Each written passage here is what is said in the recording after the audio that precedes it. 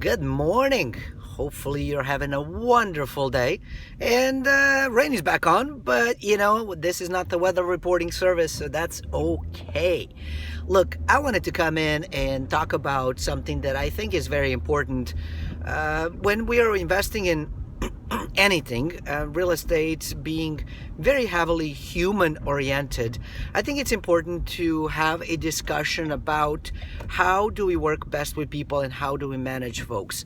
And this is really driving from my recent work, let's put it that way, of having a large team of people. That means that somebody supervises somebody. And you might find yourself in a position where you're in a supervisory role or you are supervising the supervisors. And how do we deal with some of the human resource factor that comes in with operating teams? And one of the things that I think is incredibly important for us to do as sort of leaders of our organization. Now, if you're doing this investing piece as a solopreneur and you are self-managing, managing a team may not necessarily suit you. And this particular episode is not going to do much of anything for you.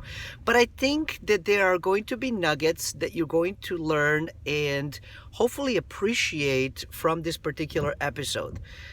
One of the things that ends up happening is that we as human beings are often guided by our human needs. And the human need is to really connect with another person. When we're in a supervisory role, it's very easy to get to know people around us and to want to connect with them on a personal level.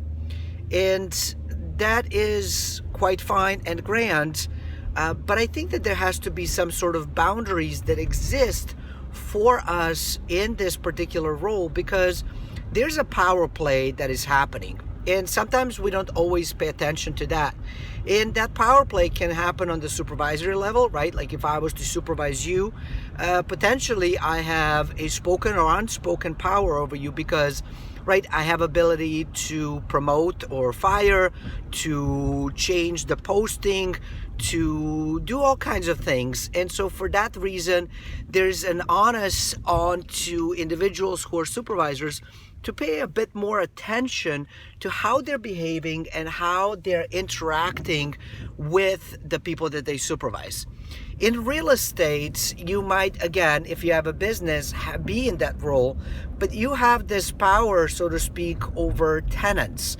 And so there is, while it's not necessarily like a supervisory role per se, there's a role of engaging with tenants and kind of what relationship you have with them.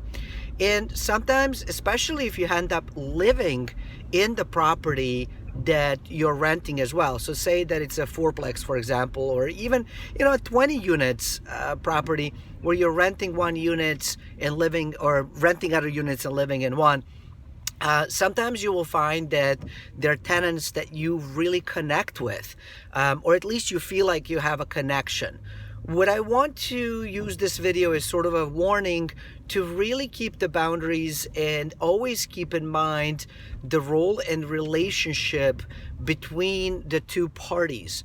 Whenever there is a potential that one has a power over the other, and in a supervisory chain, that's an easy piece to understand and explain. Sometimes that gets a bit more complicated or complex when we're talking about the role of tenant landlord. But as landlords, we do hold some power. And again, it depends on what state. Some would argue that in some states, tenants have way more power than landlords, and I would absolutely agree. But the key component is paying attention to that power and ensuring, especially if you have multiple people that you have ability to interact with, that you really pay attention to what kind of relationships you're creating and making sure that everybody feels like they're equally being cared for. Sometimes what I have seen is that folks will go in, develop a relationship with like one employee or one tenant, and right or wrong, they will want to hang out with them just because there's a lot in common, right? It makes sense. But what ends up happening is the perception that now this particular tenant, for example, or this particular employee, for example, is receiving preferential treatment. Whether that is right or correct may or may not be true, but if it's perceived for them, it's a reality. And that's a really hard thing to battle. So for me, I attempt to engage everybody in the same way and behave with everybody in the same way, setting very strict set rules and parameters to mostly protect myself, but to also protect the tenants and the relationship. The other part to also pay attention to is, as I like to call, everybody's friends until things go wrong. And sometimes, tenants will want to get certain things that is just not possible. It's not happening. Maybe there's things that need to be fixed and it's hard to get a professional contractor to come and replace it. They're maybe booked up. Whatever the case may be, or when it comes to employment, say that maybe they're not necessarily doing the work and now you have to go through and discipline. They will at times, not always, but at times people are known to do these things. We all want to protect number one, and number one is, of course, ourselves. We'll start using some of the concepts that maybe you have shared or have done to their own benefit. So for me, the biggest message that I can leave you with is to really think through, if things don't go right, what will things look like? How will the relationship roll out? What are the things that are going to play out? Another thing that I see often is that sometimes landlords will quote unquote hire a tenant to perform certain aspects of work around the property. So say, for example, you have a fourplex and it's located 5-hour drive from where you live. It's kind of challenging to go out there all the time and tend to it, right? Like you would to something that you live in or something that is a 5-minute drive that is very local. A lot of times, in order to save money, landlords will hire, and not necessarily hire, but they will say, okay, Johnny, you can have apartment 1 and rent is typically $1,000, but for you it's going to be $500, and in exchange for that $500 credit, you will perform XYZ. Maybe that is cleaning, maybe that is pruning, maybe that is painting, whatever, right? The part of the challenge that comes in with that is now you're engaging in this very complex relationship where they are tenants, but they're also an employee or a contractor. And if something was to happen, if they're not properly insured, you're exposing yourself to a whole lot of risk.